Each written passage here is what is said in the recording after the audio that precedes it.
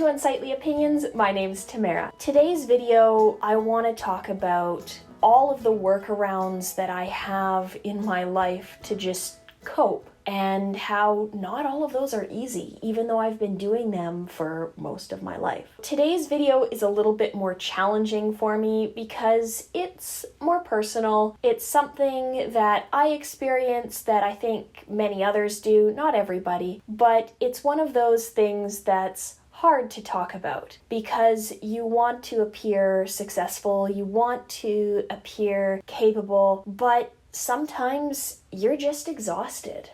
And I want to talk about that. I think it's important to have a really balanced view of disability where you don't think that it's all sunshine and roses and you don't think it's the end of the world. Even though I have been legally blind my entire life, I still struggle from time to time. I find that when you're blind, when you have disabilities, it doesn't matter what your disability is, it can be exhausting to try and fit in. And it doesn't matter whether you're trying to cope in your personal life, in your social life, in your work life, whether it comes to cooking or cleaning or self-care, everything takes energy. And I'm tired. I can say in all honesty, at the moment, I'm a little burnt out. I've had to do a tremendous amount over the last 2 months that has been too much for me. And I thankfully am in a place at the moment where I can recognize that I've overdone it and that I need to respect myself and that I need to respect that I am not Superwoman who can do 1,000 things all at once. Between work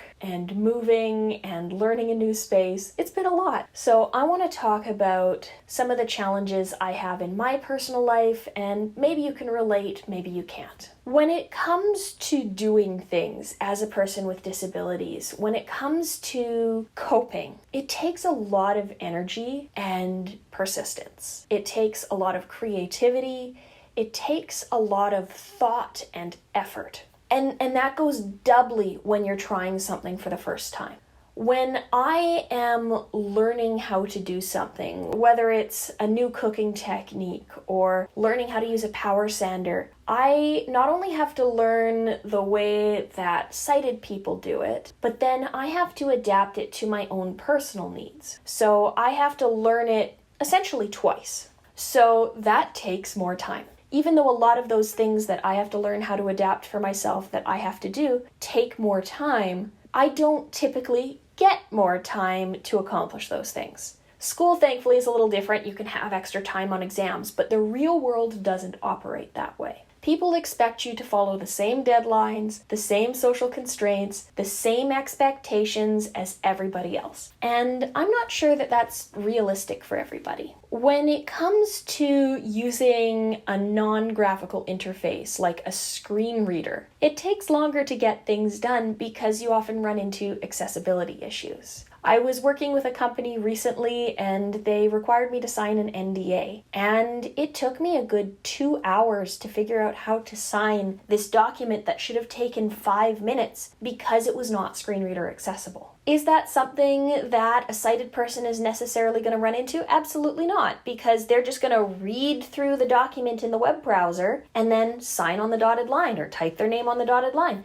and it's done. It takes about 5 minutes, but for me, this was a 2-hour process, and I really needed to get this done, and I kept getting interrupted and pulled onto other tasks, and it took me 2 days to sign this stupid document that should have taken 5 minutes because I kept trying to figure out how to make it work. And my screen reader kept giving me instructions to go to some particular menu or do something to make it screen reader accessible. And it was very confusing. I eventually figured it out that I had to download it to read it, and then I had to go back and do some fancy voiceover work. But again, that's kind of just a glimpse into one very small thing that happens that can throw a monkey wrench into my entire day. Something that should be easy that ends up being very difficult. And I think for many of us who have a visual impairment, for many of us who are blind, there's a lot of things that go into just managing and maintaining daily life. You have to remember more. You have to plan more. You have to think about and be almost hyper vigilant or hyper aware of everything around you to try and take in as much information as possible and process it. And we all do it to varying degrees of success. And I do it pretty well when I'm rested and when I've had lots of time to take to myself and recuperate. But that starts going downhill the more I start overworking myself. And eventually it gets to the point where you're tired. I want to talk about some of the areas that I find my energy being zapped way more than someone who is able-bodied might. When it comes to travel, when it comes to navigating my environment outside my personal space, and even at the moment navigating my environment inside my personal space because things are still moving around and paths aren't completely memorized in my brain, at least on a subconscious level, you have to take the time to learn your environments. You have to take in all of the sensory information you can. You can't just look around and move around safely. I have to remember the things that I think a lot of sighted people take for granted, like just walking around a corner and remembering that you've put a box against the wall and you don't want to trip over it, or remembering that you've just left your glass of juice on the counter. It's a lot to try and keep in your brain all at once. And sometimes I do a pretty good job, and other times I really don't do a good job at remembering those things. But when I leave my house, it's 10 times worse because I can control the environment inside my house for the most part. When I go to other people's houses, when I go out into the real world and try and navigate or find my way to a location, there is so much more that goes into that. I have to plan my route. I have to try and learn that route before I can usually do it safely. Now, I do a lot of travel. I do a lot of new environments, and my guide dog can help with a lot of that. She'll make sure that I find every curb. She'll make sure that I find the door when I know I'm close. She'll make sure that I get where I need to go safely. And that takes a lot of the pressure off. But I still need to know where I'm going. I still need to know it's 3 streets up and then 2 streets left. I still need to know it's the 3rd door in on the building. And oftentimes it's a lot of trial and error and frustration trying to find somewhere that I've never been before. It's not always easy to rely on strangers, to rely on people around you, or to expect people around you to help you out. I have to be hyper aware of my environment to make sure I'm not going to get hit by a car. I have to be hyper aware of people around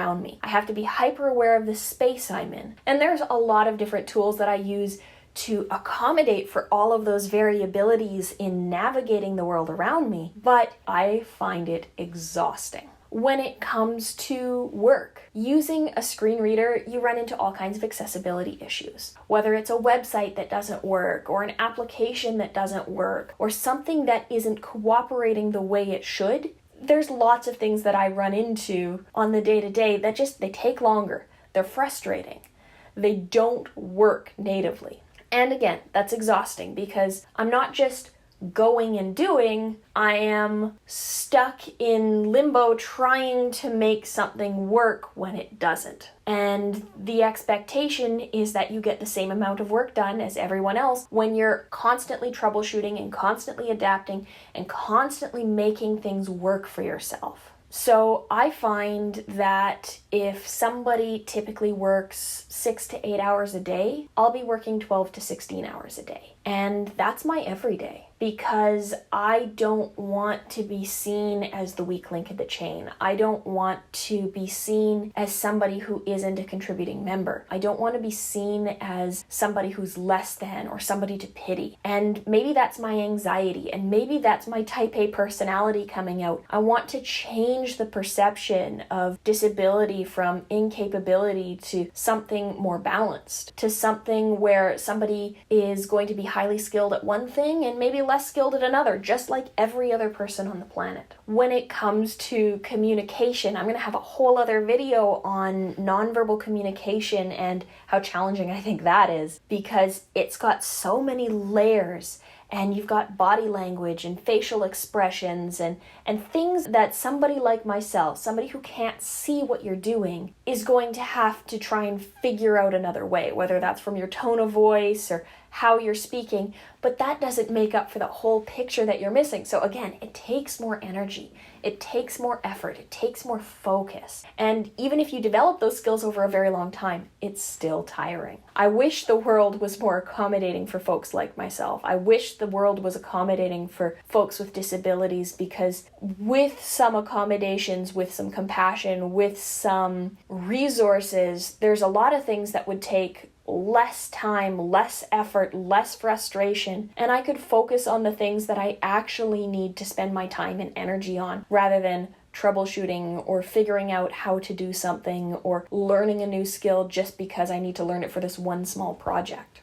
I know this video was a little all over the place. It was very much a rambly off the top of my head video, but I'm hoping you could relate to it on some level. Whether you're blind or not, let me know your thoughts. I want to hear your interpretation, whether you feel this is your experience if you have a different disability, or whether this is unique to blindness, or whether I'm just feeling sorry for myself because I'm sleep deprived. Either way, I will catch you next time. Bye for now.